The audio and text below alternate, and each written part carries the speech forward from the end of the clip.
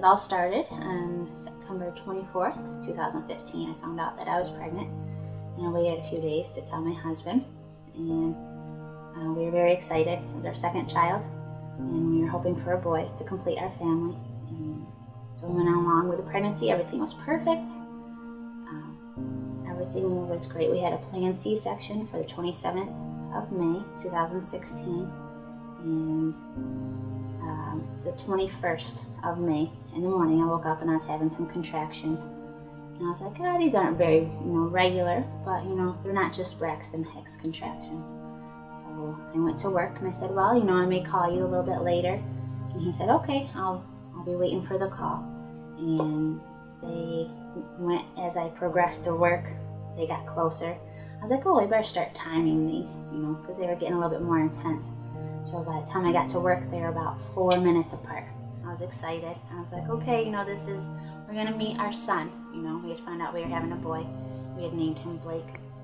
And I got to the hospital, told my husband, okay, you can come up to the hospital. To my mom, I said, I'm in labor, I'm going to the hospital. She was pretty excited about it. So I got to the hospital, went to the maternity ward. Nurses were great there. I said, I'm in labor. And they were like, okay, let's get you checked in. And so I was in the triage room, and one of the nurses was checking me all up and checking everything, and she started to put the fetal heart monitor on my stomach, and she moved it. She put it one place, and then she put it another, and then by the time she got to the third spot, I could tell something was wrong. And I said, something's wrong, isn't it? And she's like, well, I can't find a heartbeat right now. So automatically I go from being super excited about having my baby to nothing, devastation, heartbreak, not knowing what to do. Never in a million years would any mother think that this would ever happen to them. I said, Mom, I was like, there's no heartbeat. And I go, he's not alive. And she said, what?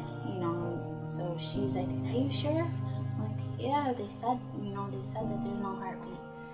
And then a few minutes later, my husband walked in all excited, thinking he was going to meet his son soon. And I had to tell him, and he immediately went pale white, And so I broke down when I told my mom, because my mom's my best friend.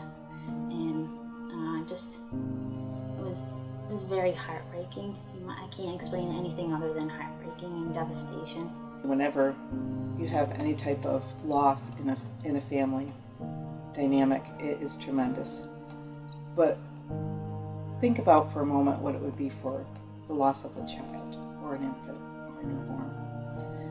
It is so overwhelming, not only to the patient, the mother, the father, the siblings, the aunts, the grandparents, but also the nursing staff, because most of our nursing staff have a solid connection with that patient throughout the time that they're here. Women's Giving Circle started in 2013 with a goal to help mothers and babies in our community.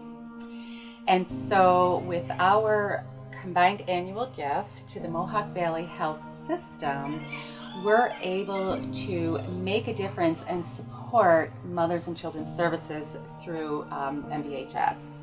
In the past, we have funded for the NICU a level 2 incubator and a baby monitor.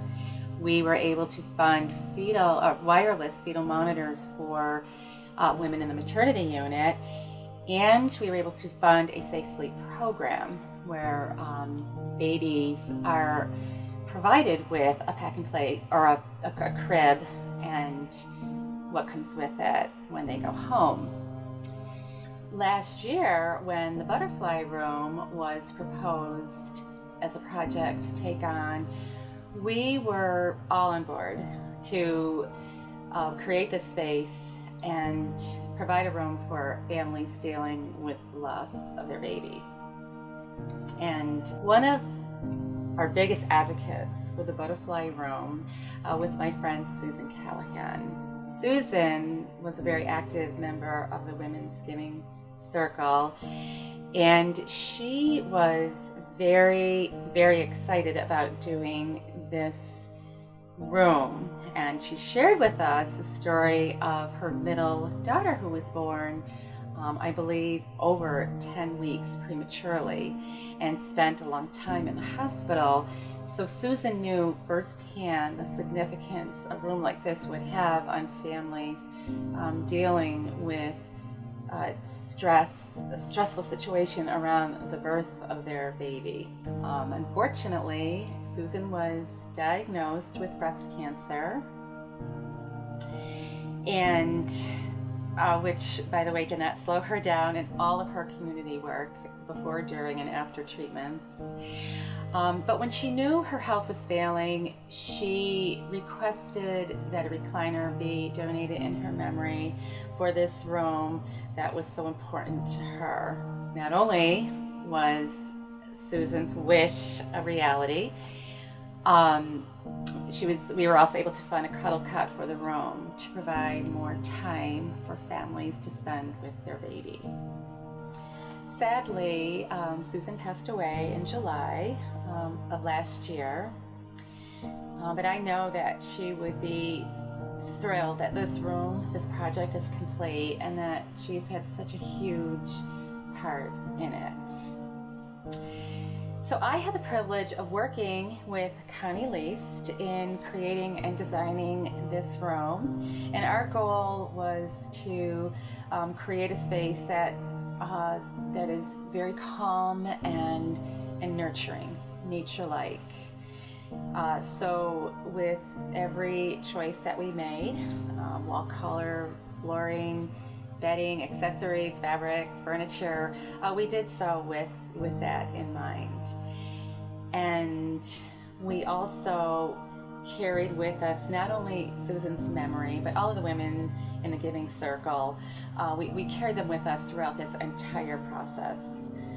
One of the things that's special about our butterfly room is the love that was put into this room.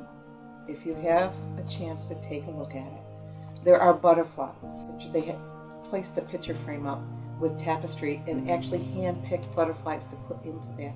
Who takes that detail and love? It's just so beautiful, the love. You can feel it when you walk in the room. And who doesn't need love but somebody who's grieving? If I could say thank you to the women of the Women's Giving Circle and the friends and family of Susan Callahan, I would like to say thank you for all of your time, all of your generous donations that you've made, your dedication, your generosity, and just having such a heart for this room. I would just like to say thank you for that, because you're going to be touching women that you'll never even know about, and it'll go on for years and years and years.